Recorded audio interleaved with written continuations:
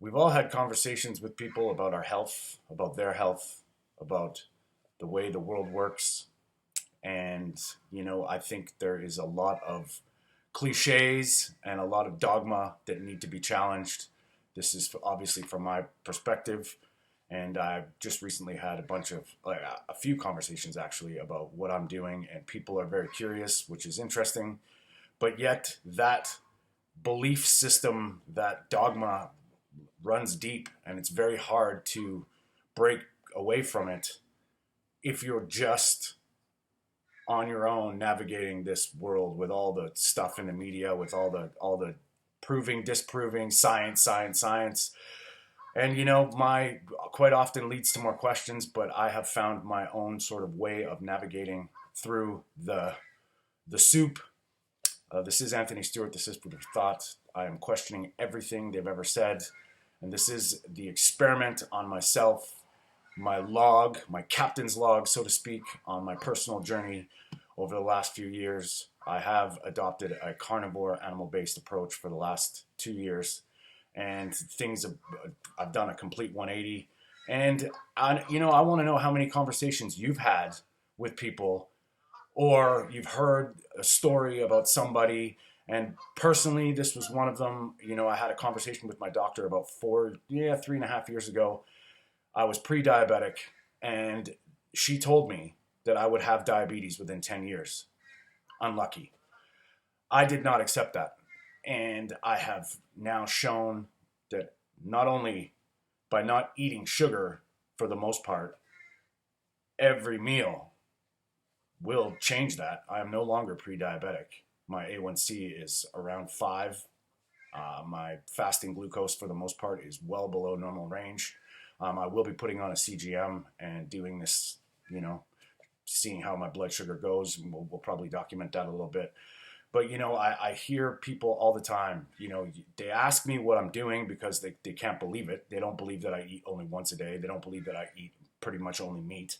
And the conversations go something like this: but it's bad for you. Okay. But you're going to die. You're going to get colon cancer. And the problem is that we've been inundated with all these half truths. And, this cliche is one of them, is the road to hell is paved with good intentions. Now, back when we were learning about how to store food properly, how to keep food longer, we got to think about, and of course, this is my opinion. I'm not a scientist, I'm not a doctor, but I am somebody who has gone through an evolution through nutrition, health, and wellness. And I'm at a point now where I can kind of choose my own destiny, so to speak, because the physical aspect of it, feeling good, physically in good shape, reasonably, physical composition is there. My brain is alive. Well, I say this: if I'm doing something so wrong, and I was feeling like crap before doing the normal thing, how can it be bad? So I'm, in a sense, feeling better while killing myself faster, or feeling like shit and killing myself slowly. Whatever you say. I mean, all the longevity people out there, they have their ways, and they all have, there's certain aspects of the way I look at it is I take information in and I see if it fits the smell test. And then, is it wrong? Not necessarily. Is it right? Not necessarily. Is it right for me? And then I make a decision. I can tell you this: there is one common enemy out there, and that is hyperpalatable, ultra-processed foods. Undeniable, unquestionable. Any road that leads down that way is going to lead to not sufficient food or nutrition for human beings. Simple. Now, there's people out there that when I'm helping them, I've been sort of naturally doing this, whereas, is it your choice? Are you eating this because you think it's good for you? Are you eating this because you can't emotionally deal with something, so you turn to it as a crutch? Are you eating this because it's delicious and you're addicted? And the subsets of those thought processes are all very real. And I do believe the one thing that anybody who makes a conscious decision to improve their health has to come to realize that packaged food and all the grocery store stuff that's 60,000 ingredients is not good for you. Fact. And now, I'm going to post a link about Russell Brand. He just showed I just watched a great video on a piece that he had about food and what is food and processed food. He's a vegan, which he admits it's his choice. He's not dogging he says it right in the video that he does not blame anybody else for what they do if they eat meat. It's not about that. So a decision to make a conscious decision to progress your health is good, but you have to know your enemy. You have to know what you're up against. And if you think for 1 second they don't know that if you go full vegan, raw vegan, whatever it is, when you cheat or when you decide to eat dessert, they've got you. Oreos, Coke, Doritos are all vegan. So you have to take the context. Now, it's undeniable that people are resolving health when they're in a situation, a dark hole, whether it's obesity or depression or anxiety. They're showing that a ketogenic approach, using fat for energy, whether you're going full carnivore or not, are actually treatments to resolving these things. Now you get people in the mainstream that will say keto's bad for you. Well, using fat for energy is a natural thing. I would argue that we are supposed to use fat. That's why we are able to store it. Why would Mother Nature give us the ability to store fat if it was useless? It doesn't make sense if you break it down to that sort of thing. Now I have conversations all the time, and I would love to hear your conversations. Like, what is the biggest thing that happens when you start talking about health? If you've decided to go down a path, someone always roadblocks you. Someone always stops you in your tracks and they give their information, or whether it be a doctor, whether it be somebody who just knows. And I can assure you, I have done hours and hours of research on my own. And I don't care what anybody says. If they tell you not to do your own research, to trust, I don't know. I think that's flawed. That logic is flawed. So I've learned from very intelligent people from all fields of nutrition, health, and wellness. I've read books, and I've made it a mission to feeling better. And I am.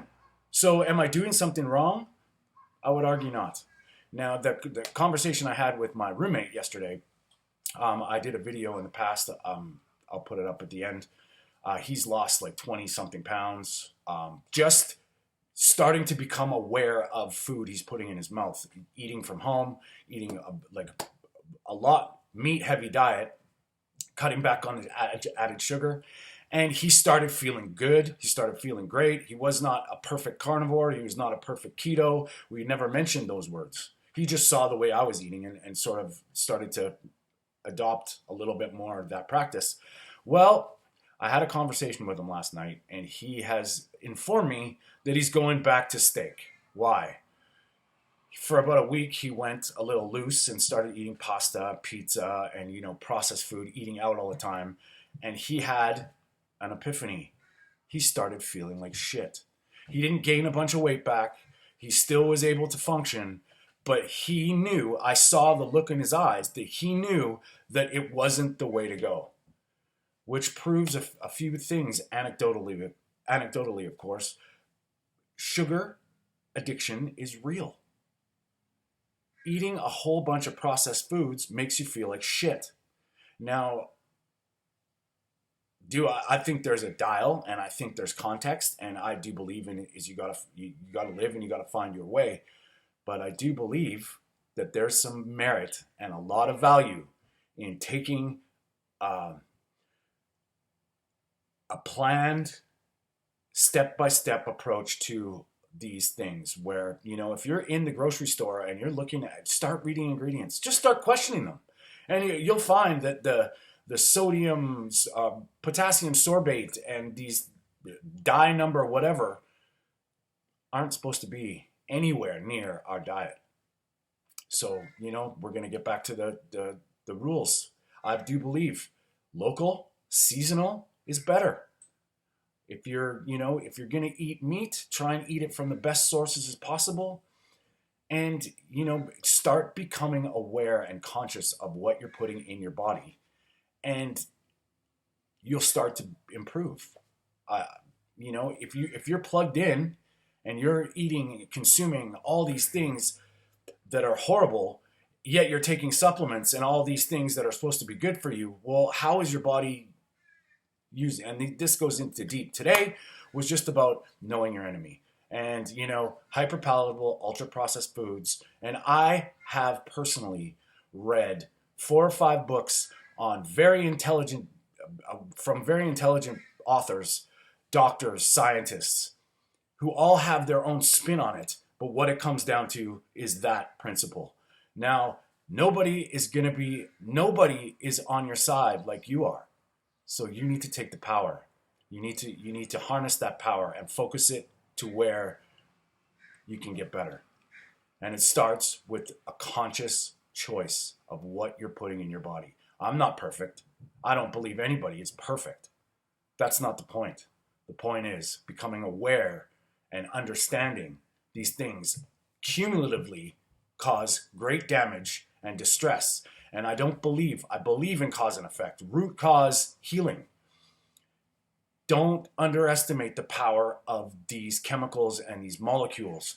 What are drugs? Drugs are molecules. Drugs are chemicals concocted to put together to treat a symptom. Food or pseudo food have these chemicals. They may directly reflect your state right now. As soon as they go into your body, we don't know because they can't study this stuff. So that's what I'm going to say today, guys. I hope everybody's having a great start of the summer or winter if you're down south. Stay strong.